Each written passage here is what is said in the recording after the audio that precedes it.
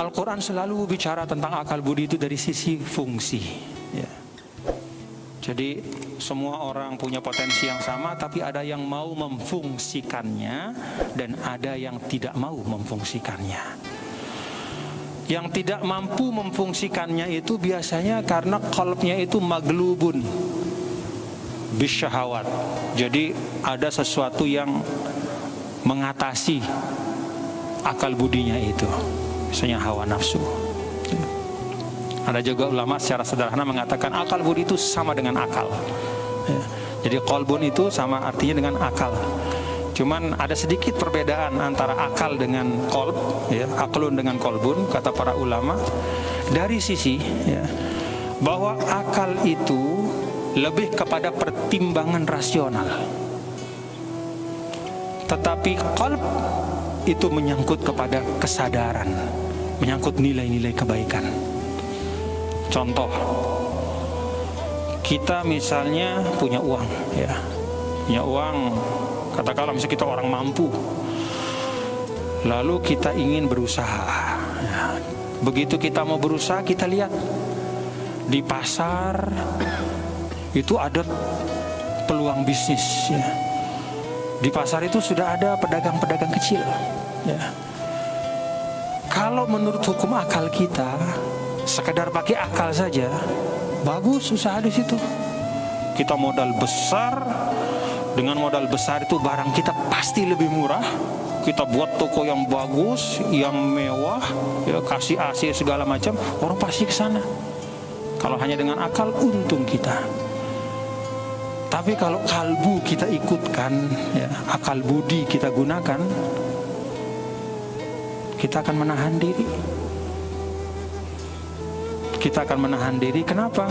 Kita bisa untung secara akal, hitung-hitungan rasionalnya, tapi bisa mematikan pedagang-pedagang yang lain itu. Nah, jadi perlu kalau di dalam Islam itu, ya, bapak-bapak, saudara-saudara sekalian, tidak hanya pertimbangan rasional, tapi juga pertimbangan spiritual. Tidak hanya pertimbangan boleh atau tidak boleh. Kalau sisi fikihnya tidak ada yang melarang. Tidak ada yang melarang kita berusaha mencari keuntungan. Mau untung 200%, tidak ada larangan juga dalam agama. Mau untung berapa persen, tidak ada. Tapi begitu kita lihat bahwa itu bisa menyebabkan mudarat bagi orang-orang yang sudah ada di sana, ya, maka kita tahan, ya. Itu Islam mengajarkan itu. Tidak hanya boleh, tidak boleh, tapi pantas atau tidak pantas. Maka kalau disebutkan di dalam tafsir Al-Quran, wa kadzalika ja'alnakum ummatan wasato, kata wasaton itu tidak hanya berarti yang terbaik, tapi juga yang adil. Nilai keadilan itu di akal budi tempatnya, ya, bukan di pertimbangan untung rugi saja. Nah, di sini disebutkan summa qasat qulubukum, maka kemudian menjadi keraslah hatimu, ya. Jadi keras hatimu kalian semua. Ini kumnya di sini maksudnya Bani Israil itu, ya. Summa qasat qulubukum min ba'di dzalik, setelah itu, yaitu setelah turunnya rangkaian dari kemukjizatan itu. Sekali lagi ini menunjukkan apa istilahnya, paradoks, ya, atau apa istilahnya dalam bahasa itu, yang terbalik dari yang seharusnya. Fahiya kal hijarati, maka hati yang keras itu kal hijarah, ya, seperti batu. Mestinya hatinya lunak, menerima kebenaran, tapi justru keras. Kalau kita membayangkan al-hijarah di dalam pikiran kita, itu ada makna solabah, tegel, ya, tegel.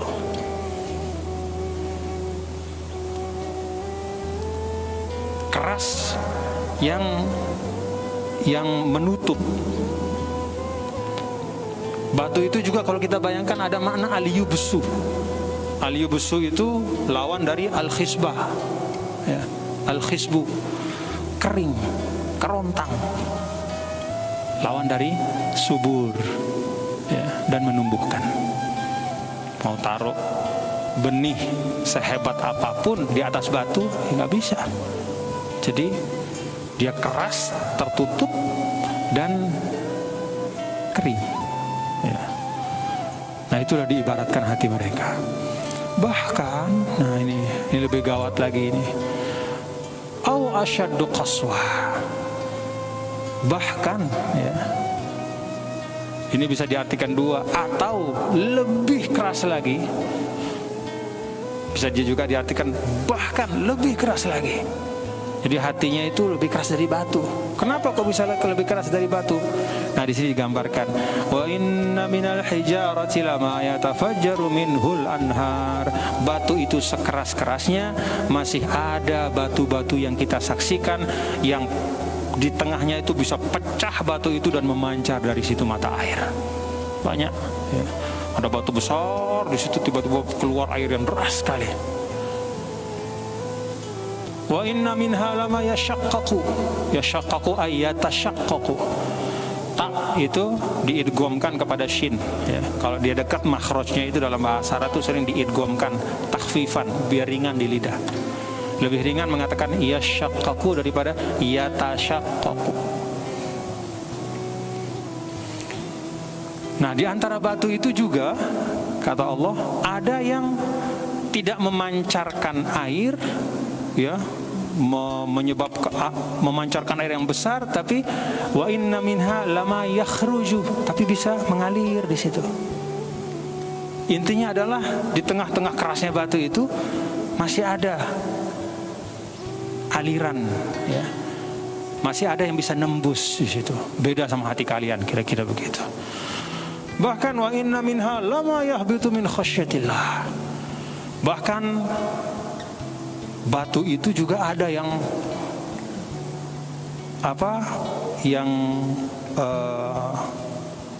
yahbitu itu meluncur, ya, jatuh ke bawah min khasyatillah karena takutnya kepada Allah. Ini teguran untuk manusia. Kita ini bapak-bapak, ibu, saudara-saudara selalu merasa, ya, kita ini karena Allah menyebutkan potensi-potensi kita dalam Al-Quran, kita merasa selalu paling hebat,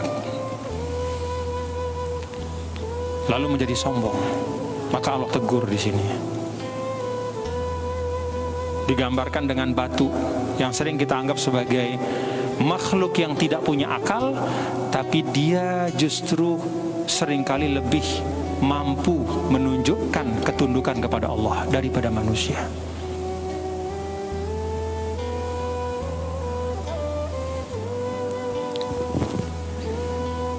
Min khasyatillah, karena takut kepada Allah. Nah, khasyah itu artinya takut, ya. Walaupun kata para ulama, nah ini juga menarik sedikit, ya. Khasyah itu ada bedanya sedikit dengan khauf. Khasyah itu adalah al-khaufu ma'al ilmi. Jadi khasyah itu adalah takut, tapi takut kepada sesuatu yang memang kita fahami, ya, keagungannya, kebesarannya.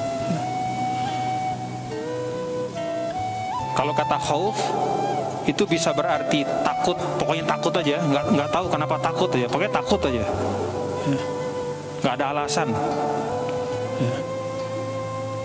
Bisa juga takut yang karena kesadaran. Nah, takut kepada Allah itu adalah takut kesadaran, ya. Kesadaran karena Allah Subhanahu wa Ta'ala yang memberikan kita segala sesuatu, maka kita ingin untuk selalu menunaikan perintahnya dengan baik dan tidak mau melanggar larangannya. Itu khasyah, ya. Nah, di sini khasyah dinisbahkan kepada batu. Ini juga teguran bagi manusia. Kira-kira bahasanya, itu batu saja yang kalian anggap tidak punya akal, dia punya kesadaran kok. Dia takut kepada Allah. Kalian itu yang punya akal, yang hebat, yang diciptakan sebagai pemimpin di dunia, tapi kok justru berbuat hal-hal yang jauh dari tuntunan akal itu, dari akal budi itu. Ini teguran, ya. Wa mallahu bighafilin amma ta'malun, dan tidaklah Allah lengah dari apa yang kalian semua lakukan. Nah, bapak-bapak saudara ya, kalau kita melihat di dalam hadis Rasulullah SAW ada sebuah riwayat minasyaqai arbaun, ya. Minasyaqai arbaun, di antara keburukan, ya, keburukan yang tidak sekedar keburukan dunia tapi juga membawa akibat nanti di akhirat, itu ada 4 hal. Pertama, jumudul ain, matanya beku. Kedua, qaswatul qalb, hatinya keras. Ketiga, tulul amal, panjang angan-angan. Dan yang keempat, al-hirsu ala dunia, serakah. Itu 4 hal yang Rasulullah SAW wanti-wanti. Jumudul ain itu bukan artinya makanya beku nggak bisa ditutup, enggak, matanya bisa secara lahir, tapi dia beku, tidak bisa mencerna kebenaran. Jadi matanya itu tidak bisa menangkap kebenaran, baik itu mata lahiriah maupun mata batin. Yang kedua, qaswatul qalb, hati yang keras, gak bisa dinasihati. Makanya kalau ada orang mau menasihati kita, syukurlah bapak-bapak ya, itu tandanya Allah masih ingat kepada kita. Orang yang paling bahaya kalau sudah tidak ada orang yang mau menasihati dia, ittiqa asyarri fuhsyi, karena takut begitu bernasihat, justru yang bernasihat itu akan dicelakai oleh dia. Itu kalau zaman dulu dalam Al-Quran tuh Fir'aun tuh nggak ada yang berani bernasihat sama dia, karena setiap yang bernasihat nggak sesuai sama pandangan dia, penggal.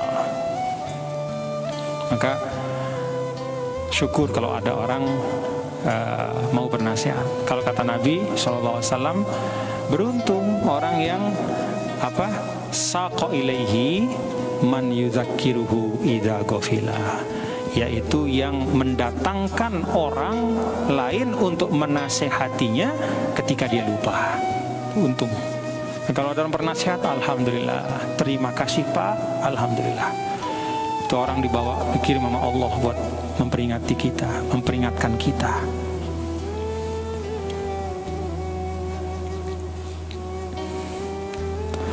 Kemudian yang ketiga itu tulul amal, ya, panjang angan. Ya, beda cita-cita sama angan-angan ya. Tuh bedanya itu pada konten, bedanya itu pada orangnya juga. Kalau orang yang nggak pernah mau beramal tapi banyak mau, itu tulul amal. Tapi kalau orangnya punya himmah, ya, lalu dia punya cita-cita, itu bagus, silahkan, cita-cita yang baik. Kemudian al-hirsu ala dunia, serakah. Nah, satu di antara 4 itu qaswatul qalb ya. Maka di dalam Al-Quran banyak Allah Subhanahu wa Ta'ala mengingatkan kita bagaimana cara untuk melembutkan hati ya. Nah, salah satu di antaranya itu adalah banyak membaca Al-Quran ya. Mata kita ini kita pakai ngelihat Al-Quran ya. Jangan lihat grup WA terus, lihat Al-Quran. Summa talinu juluduhum wa qulubuhum ila dzikrillah.